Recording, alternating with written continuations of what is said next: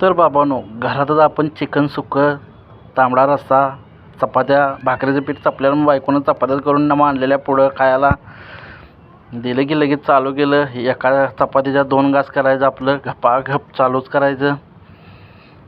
म्हणली भाकरीचं पीठ संपलं आणि ही रोट्या केल्या द्या, खावा. ठीक आहे म्हटलं, असू दे, हा ना, रोट्या तर रोट्या, काय का असताना आपल्याला मिळाल्याशी मतलब बास. पोटाला पोटभर मिळालं त्यातच आपण समाधान आहे. आपल्याला बाकीचं काही घेणं देणं नाही. आणि चिकन पण असं एकदम गरगरीत झालेलं, सुक्कं गिरवीमध्ये चिकन होतं. त्यात बायकोनं पुढं आळणी पण मांडलेलं, साईडला तांबडा रस्सा ठेवलेला, कांदा लिंबू असं एकदम खतरनाक बेत होता. हॉटेलच्या खाण्यापेक्षा घरात करून खाल्लेलं लय भारी. कधी पण खायचं. आपण सुट्टी देत नसतो खाण्याबाबतीत. आपल्या खायची इच्छा झाली की आपण घरात आणून खातो आहे. त्यामुळं आपण कसं टुमटुमीत खायचं. आणि आपलं खाणं तर तुम्हाला माहितीच आहे. आपल्याला 8 चपात्या लागतात. चपात्या म्हणा किंवा रोट्या म्हणा, 8 लागतात. आपण सुट्टी देत नाही खाण्याबाबतीत. चिकन एकदम असं चरचरीत चिकन झालं तर तिखट पण तेवढंच होतं. असं पाक तोंडाची असं हू हू हू करत होतो मी तर. असलं तिखट झालेलं, खरं एकदम भारी झालं होतं. असंच पाहिजे जेवण, चरचरीत. बायकोला म्हणलं एकदम भारी झाले. बायको म्हणली खावा पटाटा, किती खाताय तेवढं खावा तुम्ही, अजून भरपूर आहे म्हणली, खावा.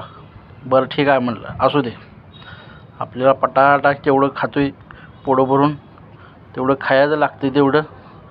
बाकीचं तुमचं तुम्ही खावा, नंतर न कावा खायचं दवा म्हणतोय मी सरळ. सगळ्याच्या आधी खरं जेवाय मीच बसतोय घरात. खतरनाक जेवण झालं होतं. आपण एकदा खायला लागले की कोणाचा विचारच करत नाही हो. कसं का असा ना, पोट भरलं बा झालं.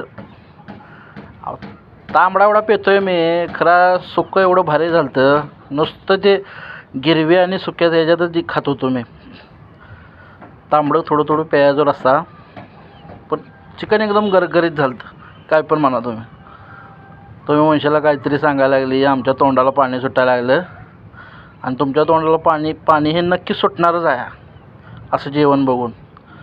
असंच जेवायला लागते रगील जार. आणायचं आपलं जाऊन 1.5-2 किलो चिकन, शिजवून खपाखप चालूच करायचं खायला. चरचरीत बनवायचं आणि कसं दणदणीत खायचं. संपला विषय. भेटूया पुढच्या भागात आपण.